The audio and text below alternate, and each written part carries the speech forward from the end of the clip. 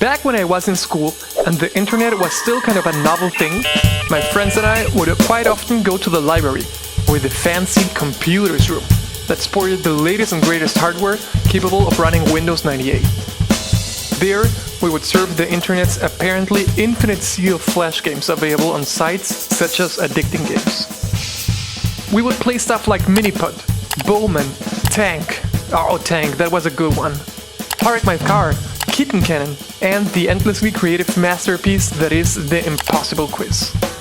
Among all those gems, there's actually one game that stood the test of time, got ported to consoles, and even got a sequel that's playable nowadays on Switch, Xbox One, and PS4. Maybe also on PS5 and the new Xboxes. Who knows? Anyways, I'm talking about the awesome physics-based 2D platformer, N. Welcome back to the Nameless Ghibli project. Sit down, relax, get comfortable as we get into the topic of fun and engaging movement in video games.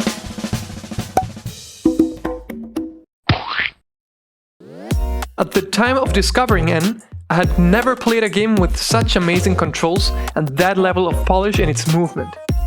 It was the first time I actually experienced the flow. Come on, you know what I'm talking about. You don't know. I'm talking about those insane moves that are super satisfying to pull off and have you fluidly traversing the landscape of a game.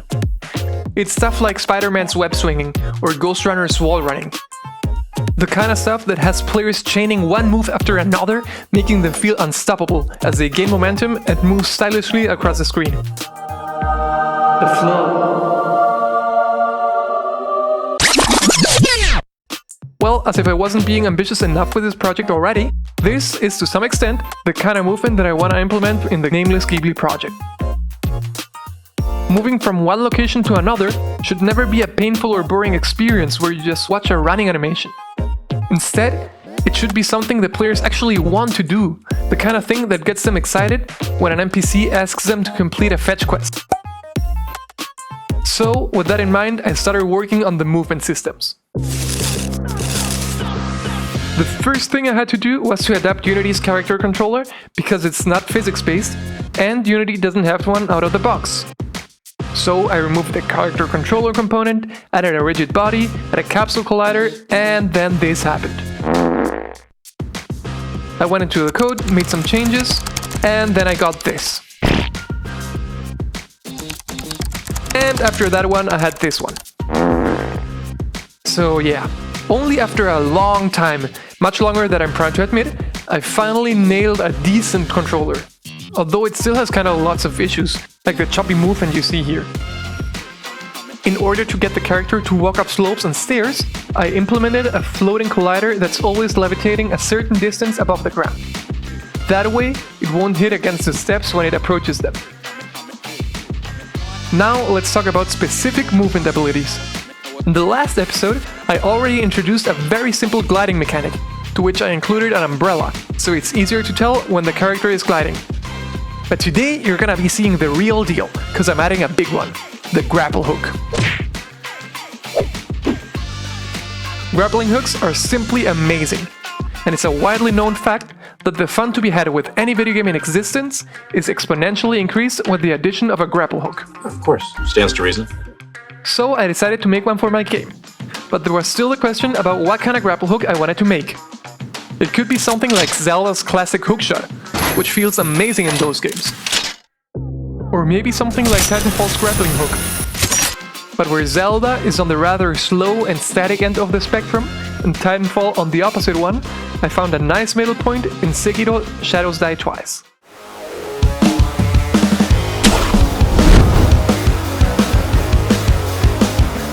This grapple hook is extremely satisfying, and while it does not have the same level of freedom as Titanfall, it's still very fluid, and it can be chained up with jumps, attacks, and even more grappling.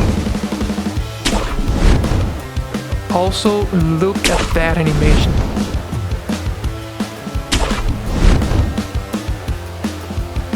A key differentiation though is that in line with the game's main theme, the movement in general should still be chilled and relaxing. So, with my main reference ready, I sat down and started defining the way this mechanic would work. First off, the player won't be able to grapple every surface or object in the game. Instead, similarly to Sekiro, there's gonna be specific grapple points that are spread around. Now there will be some conditions to be met in order for the character to use one of them. The first one is the range. There is a maximum and minimum range for the grappling, so that the player can't grapple to objects from too close nor too far away. Additionally, the objects have to be on screen. We definitely don't want the players pressing a button just to have them grapple towards an object they can see. Finally, the target to be grappled should be the closest of the remaining ones. To mark it as such, a UI element will pop up on top of it. Let's go to Unity and Visual Studio to see how I set up the code and the scene to make it happen. In the scene, I'm using all these cubes as the grapple points, by tagging them with the grapple point tag. Then, the grappling function grabs all the objects in the scene that have this tag, and it loops through all of them, filtering the ones that are in the grappling range and on screen. This code is probably not the most efficient way to do this, but for now it'll do. If a grapple point is selected, it is marked with this ugly sphere mesh, which is the UI element for now. And if a player presses the grapple button now, this code will be executed.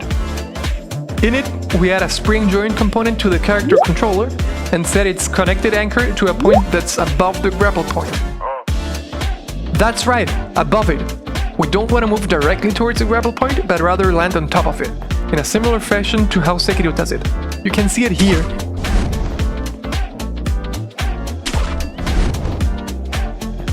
Next, to actually move the character to the location, I'm setting the maximum distance of the component to 0, which quickly pulls him in the desired direction. During all that, a line is drawn from the character directly to the grappling point, giving the impression that this is the connected anchor. Finally, once the character is close enough to the target position, the spring joint and the line renderer components get destroyed. This is the end result in action.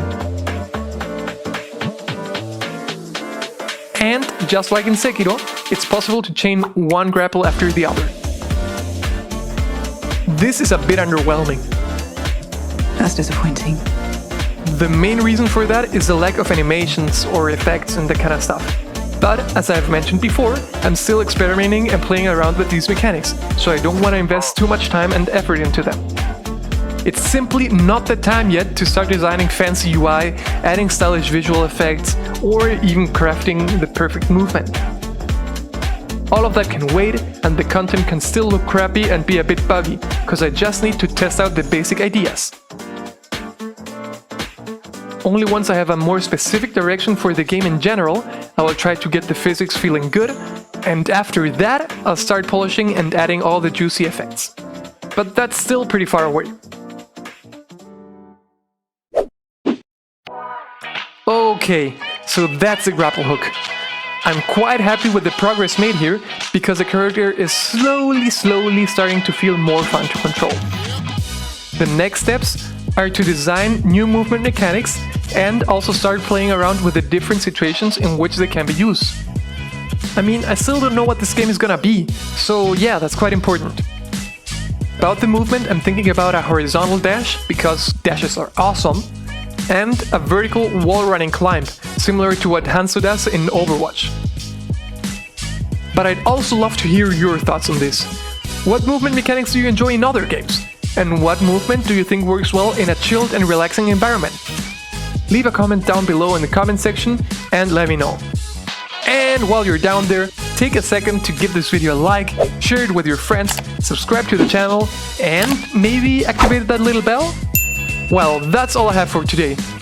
As always, thanks a lot for watching, have an amazing day, and I'll see you in the next episode. Bye bye!